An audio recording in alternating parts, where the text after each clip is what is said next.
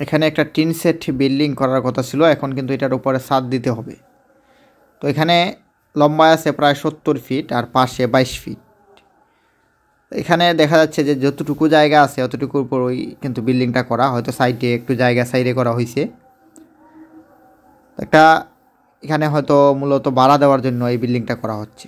তো ভাড়া দেওয়ার জন্য যখন একটা বিল্ডিং করা হয়, যখন ফার্স্টটা ফ্যামিলি একটা বাসায় থাকে, দেখা যায় কাপড় চোপড় শুকাতেও কিন্তু একটা জায়গার প্রয়োজন হয় বা বারান্দার প্রয়োজন হয়। কিন্তু এখানে তো আপনার দেখা যায় রুম হয়ে গেছে আর এইদিকে রাস্তা, গলি 4 ফিট। তো এখানে তো কাপড় চোপড় শুকাইতে একটু ঝামেলা, যার কারণে দেখা যায় যে এখন মহাজন সাহেব বলতেছেন যে ওইটার উপরেই ছাদ দেওয়ার জন্য। তো ছাদ বলতে আপনি যখন একটা ছাদ দিতে যাবেন বা একটা ছাদ দিবেন যে কোনো বিল্ডিংয়ের, তো একতলার ছাদ আপনি গাঁথনির উপরও দেওয়া যায়, যে 5 ইঞ্চি গাঁথনির উপরও দেওয়া যায়। তবে ওইটা অবশ্যই আগে গাঁথনি করে তারপর ছাদটা দিতে হয়।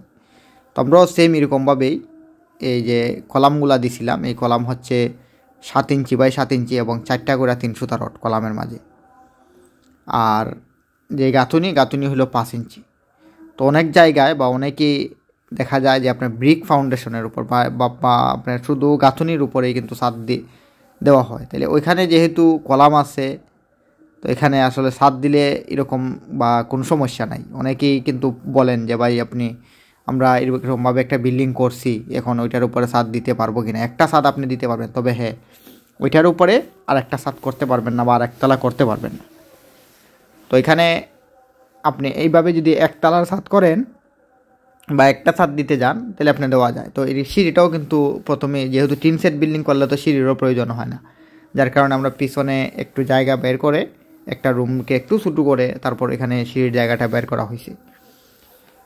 তো এরকমভাবে যদি আপনি বিল্ডিং করেন, যে দেখা যায় ফাউন্ডেশন ছাড়া যদি আপনি বিল্ডিং করেন, তাহলে 7 ইঞ্চি কলাম বা কলামে 4টা করে 3 সুতার রড দিয়ে আপনি একতলার ছাদ দিতে পারবেন। তবে আমরা ব্যক্তিগতভাবে বলতে পারি যে অনেকেই দেখি যে বিল্ডিং করার পরে যদি ফাউন্ডেশন দিয়ে করেন, বিল্ডিং করতে গিয়ে হয়তো বেগ পেতে হয় যে বিল্ডিং পুরোপুরি করতে পারেন না।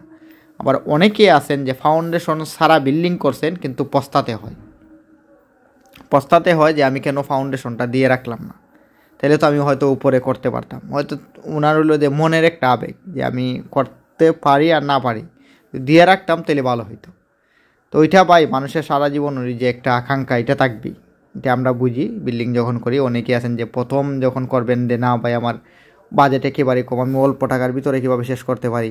পরবর্তীতে গিয়ে অনেকেই যে আমারে যদি একটু সাহস দিত তাহলে আমি করতে পারতাম। তো যারা বিল্ডিং করবেন আমি মনে করি প্রথম থেকে আপনি ডিসিশন এবং ভেবে চিন্তে করবেন।